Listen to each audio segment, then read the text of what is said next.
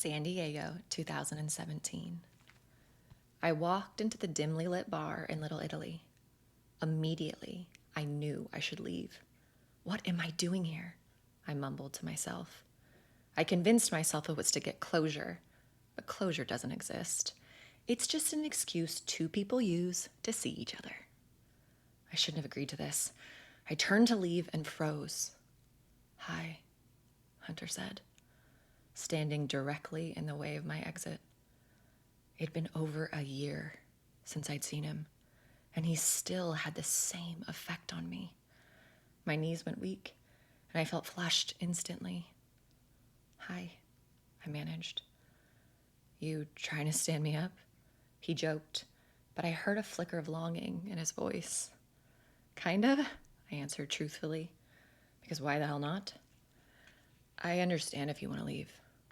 He stepped to the side, unblocking the door. I surveyed him.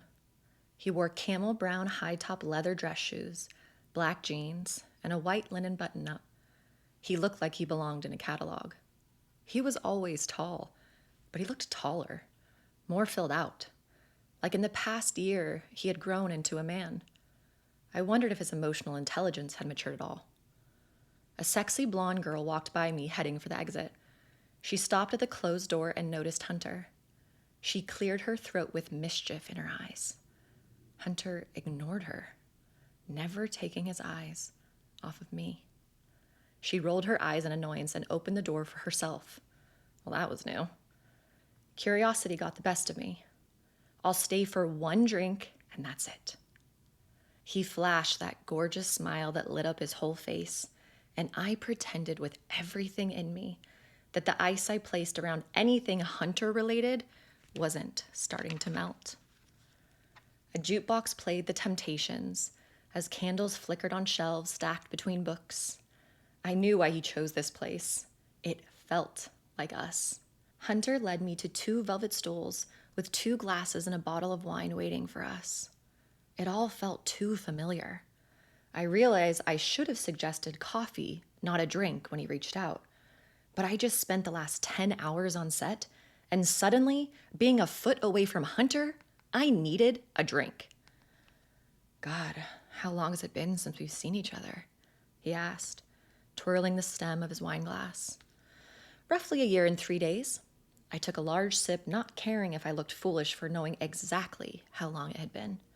How could I ever forget that awful night? "Right. Well, you look superb, Stone." That word. Another small crack in the ice. "Thanks, you too." I let out a deep breath. I felt his knee brush against mine, and it was doing things to me that I wished it wasn't. "How was the shoot today?" he asked, sipping his wine. "It was really good. Long, and my feet are killing me, but good." God, do I know any other words but good? "I've seen on Instagram that you're on set a lot," Hunter said. I raised my eyebrows. "Yes, I admit it. I cyber-stalked you. That's how I knew you were in town." He paused. "I'm really proud of you. Not a lot of people are brave enough to chase their dreams, Spencer." I blushed, embarrassed because most of my acting gigs were actually background gigs with no lines.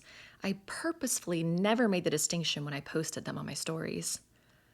The night flowed on into catching up, edging with flirting, and sneaking glances at Hunter when he wasn't looking. After a few glasses of wine, I needed to get to the bottom of why he reached out before I let the whole night pass without asking. "So why'd you want to meet up?"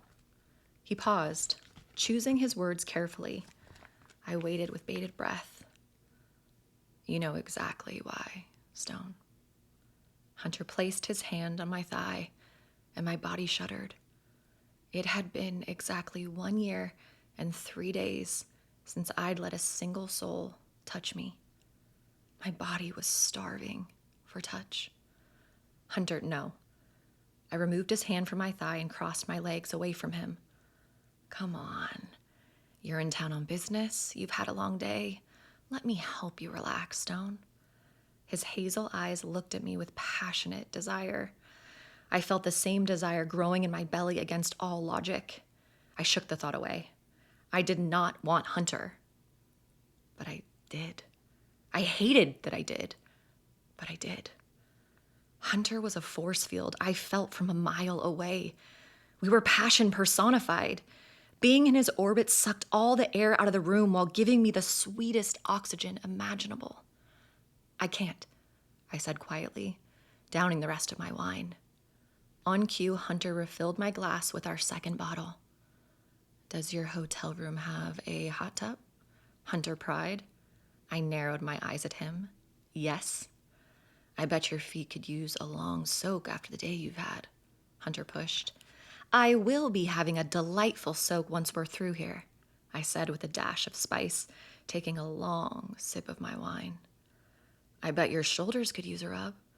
I know how tight you always are. Hunter was playing hardball now, and I felt an unwanted pulse growing under my dress. Hunter flagged down the bartender. Can we get another bottle and a basket of bread? I could not, under any circumstances, take him back to my hotel tonight.